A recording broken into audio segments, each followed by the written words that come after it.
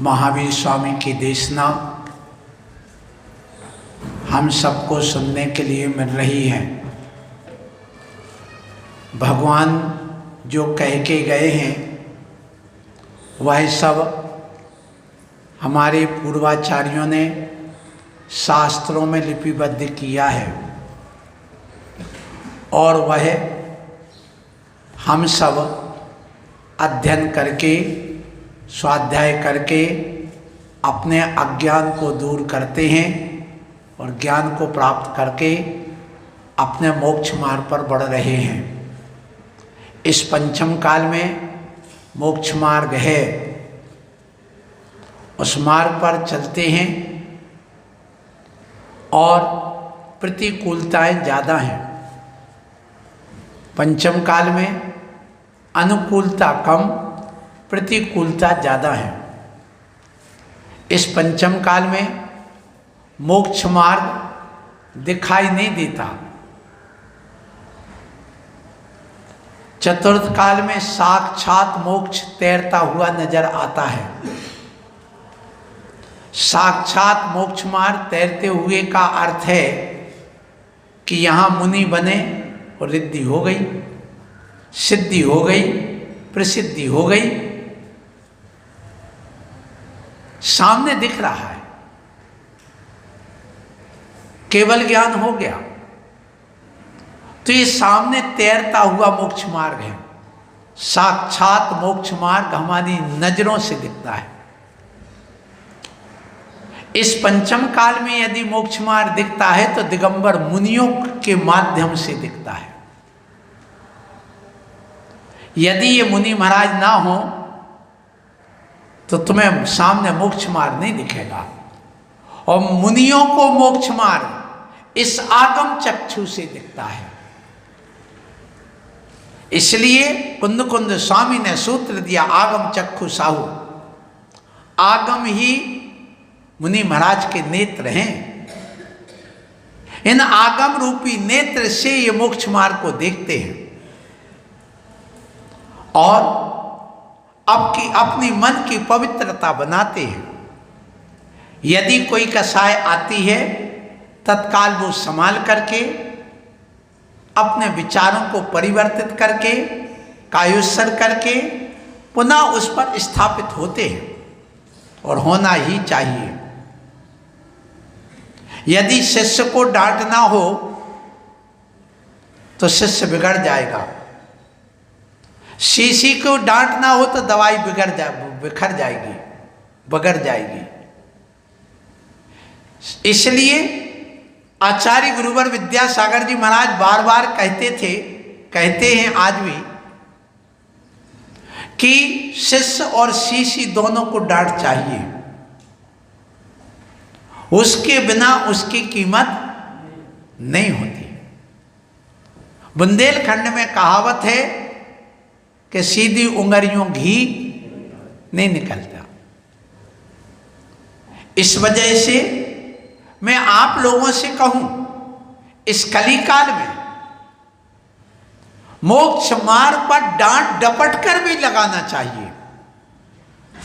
लगाओ, क्योंकि जो उत्पादी बच्चे होते हैं, मन चले होते हैं, वे अच्छा काम कम करना चाहते, बुरे काम करते हैं। और इस पंचम काल में सब मन चले लोग हैं, चाहे निर्भय सागर हम क्यों ना हो।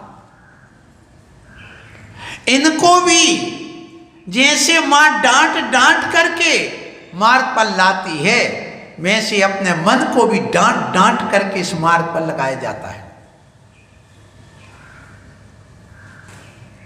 इसलिए इस कली काल में आप अपने आप को सौभाग्यशाली मानो। इन दिगंबर मुनियों की कीमत को समझो। आज रिद्धि हो या ना हो, सिद्धि हो या ना हो, प्रसिद्धि हो या ना हो, समृद्धि हो या ना हो, वृद्धि हो या ना हो, संग में कोई बात नहीं।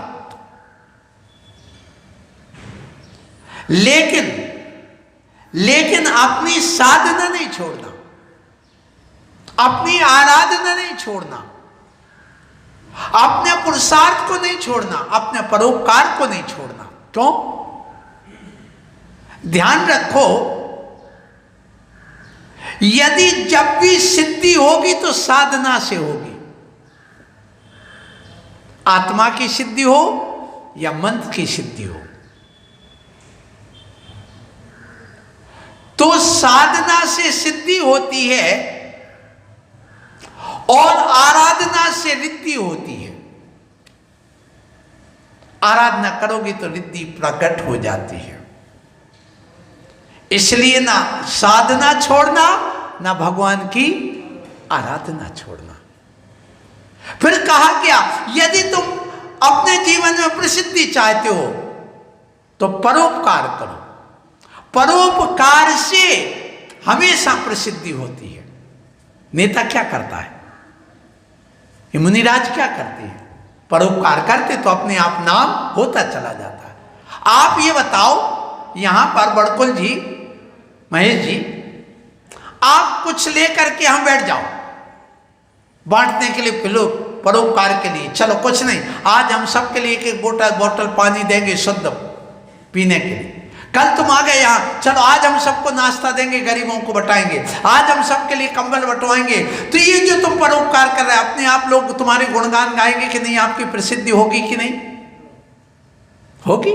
स्वाभाविक है। तो यदि तुम अपनी प्रसिद्धि चाहते हो तो परोपकार करना सीखो। रिद्धि चाहते हो तो आराधना करना सीखो। सिद्धि चाहते हो तो साधना करना सीखो, और समृद्धि चाहते हो तो पुरुषार्थ करना सीखो। भाग्य भरोसे मत बैठे रहो, पुरुषार्थ करो। अपने जो हाथ मिले, ये हाथ दो क्यों मिले, मुंह एक क्यों मिला? कई बार मैं कह चुका कि जितना खाओ उससे दुगनी मेहनत करो। क्यों? तुम अकेले नहीं हो, तुम्हारा परिवार है। इसलिए एक हाथ से खुद कमा के खुद खाओ और दूसरे हाथ से कमाया हुए दूसरे को खिलाओ, परोपकार में लगाओ। इसलिए दो हाथ मिले, लगाइए। आप दूसरों को अपना हाथ लगा करके खिलाओ पिलाओ, पुरुषार्थ करो, तो आप अपने आप समृद्धि हो जाएगी। और फिर यदि तुम्हें अपने धन की वृद्धि करना है, परिवार की वृद्धि करना है, तो संकल्प शक्ति संग्रह करो। संग्रह करोगे, आपकी वृद्धि होगी। और तुमने इकट्ठा तो किया, कमाया तो, और बहा दिया तो वृद्धि नहीं होगी। इसलिए अपने शरीर की जो ऊर्जा है उसकी भी संग्रह करो, और जो कमाते उसका भी संग्रह करो। क्योंकि ध्यान रखो, मैं जैनियों से स्पष्ट कहूंगा, तुम्हारी आज जो ख्याति रही है, आज जो तुम्हारी समृद्धि रही है, वो यदि है तो उसका कारण तुमने कंजूसी कर करके एक एक पैसा मेहनत करके कमा करके संग्रह किया। इसलिए आज तुम जब देखो कहते हैं जैनी लोग तो बड़े आदमी हैं, और जब साधुओं के पास जाते, भैया साधु बहुत ज्ञानी है, ये तपस्वी हैं। तो आप अपने जीवन में सिद्धि, प्रसिद्धि, समृद्धि और वृद्धि चाहते हो तो इन सूत्रों को आप आज के 5 सूत्र याद रखो। आपको नियम से मुक्ति का मार्ग मिलेगा, घर में शांति बनेगी, आपके समाज में प्रसिद्धि होगी, देश में प्रसिद्धि होगी, और अच्छी चीज को चुनो। बस एक और मैं कह करके मैं दूसरी बात कहूंगा।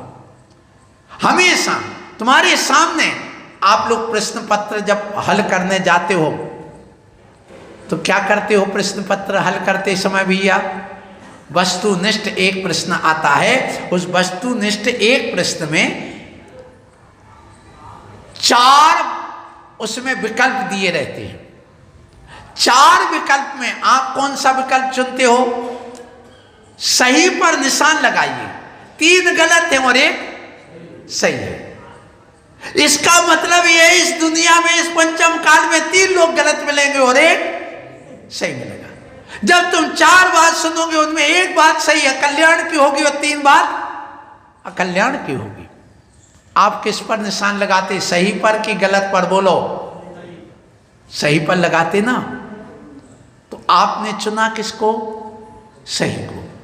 बस मैं आप लोगों से यही कहना चाहता हूं, आप बुद्धिमान तभी हैं, आपकी सिद्धि प्रसिद्धि और समृद्धि तभी है जब तुम सही पर निशान लगाओ, सही को चुनोगे, सही को चुनाव करो, आपका कल्याण होगा।